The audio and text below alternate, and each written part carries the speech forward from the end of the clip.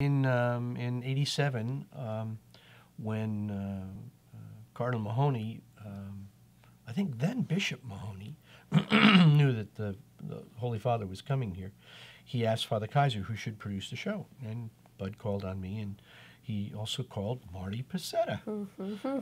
And so Marty and I did the show, and I'm walking around. It was at the Universal Amphitheater, and it was a day when the show was going to go live from 3 to 4 at the amphitheater, and then at the Sheraton Hotel, all media moguls would have a chance to talk to the Holy Father.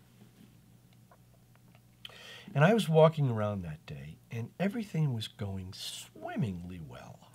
So much so that I actually said to myself, this is a little too good to be true. We're ahead of schedule. There's nothing that's a big deal.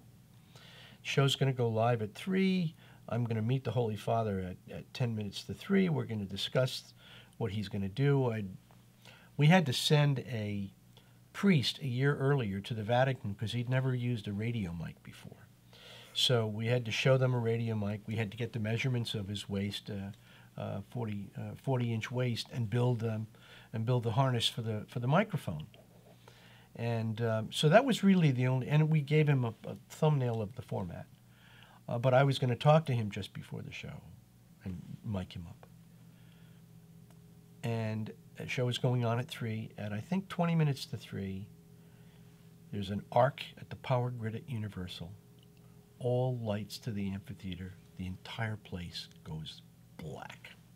Secret Service comes up and says, he's not going to land over here. Places, there's no security.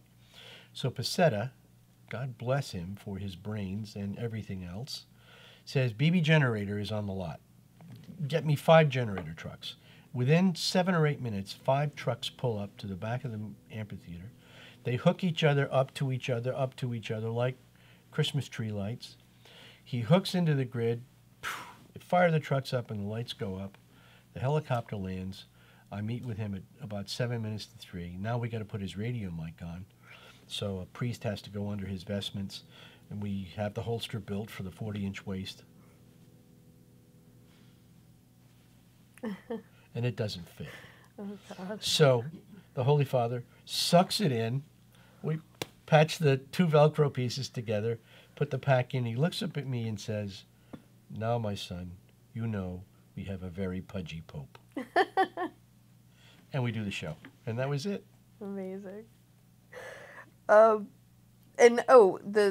premise of this was that the Pope wanted to address the young people. He addressed the young people of America, and it was actually kind of neat because it was 2-way satellite with 5 cities. So basically, from the big screen of the Pope, anybody could step up to the microphone and in any of the 5 cities ask him a question. So technically, it was a pretty dramatic show for its time frame. Without the lights going out. Yeah, and the big piece in the show was a young singer who was a thalidomide baby who had no hands and very little sort of buds for arms.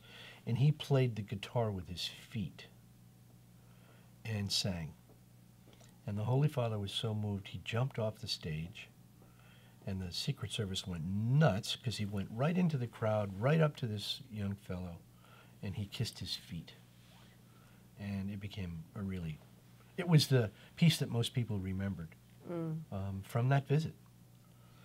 I remember as his limo pulled away with he and Roger Mahoney. Marty Pacetta and I ran out of the truck just to see the limo pull away. And the Holy Father went like this out of the back window.